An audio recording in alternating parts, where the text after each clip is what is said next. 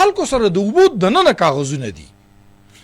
لکه د خلکو سره د اوبو زه د حیران د عجیبه خبره ده افسوسناک او دا چې کمزور به ډي سی وي هغه به همیشه داسې کارونه کوي ریلیکس هوټل ریلیکس چې کله دا کو هغه ما سره هم کاغذ دی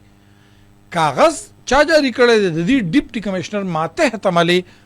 د سواد په حقله په 2022 کې سیلاب راغلیو او په 2022 په سیلاب کې تقریبا شپږ او یا هوټلې د سین خراب کړو یا مکمل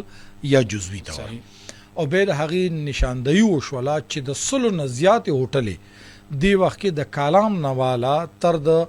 لنډاکی پورې دا داسې دي چې دا د سین په حدودو کې جوړې شوي دي د حیرانتۍ خبره دا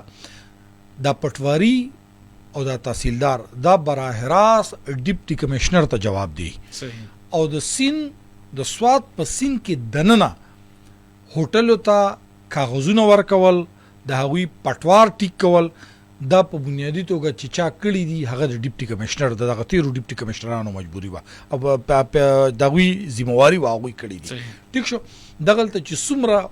لکه د سواد تاسو که لږ لاړ شئ د فیضاګټ نه لږ مخکې لاړ شئ دلته یو پارک دی دې پارک به ته حیران په دا پر ریوربیډ کې جوړ شوی یعنې بالکل ښکاره هر چاته پته را چې لږ مو اوبه راوخي هغې ته راخیږي د هغې باوجود او هغه سره کاغذ دی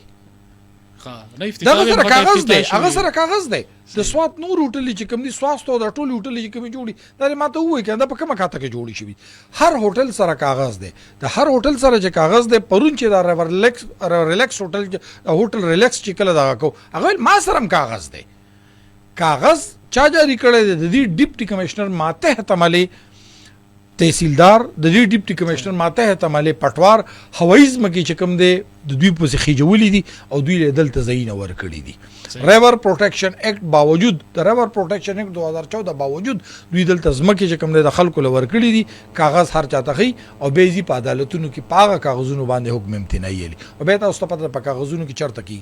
اوس هم په 2025 کې چې کوم سیلاب راغلی د هغې هم ذموار ده د بیوروکراسي وه د سواد ضلعي انتظامیه ده د 2022 چې کوم ذمواري وه هغه هم د دې ذمواري حیران به ته دا پاتې شي په بایپاس کې منګوره بایپاس کې بالکل د بایپاس هغه اړه چې کومه هغه وټه والې شوې ده کوم پروټیکشن وال دی د هغې نه هغه اوبه دي خلکو سره د اوبو دننه کاغذونه دي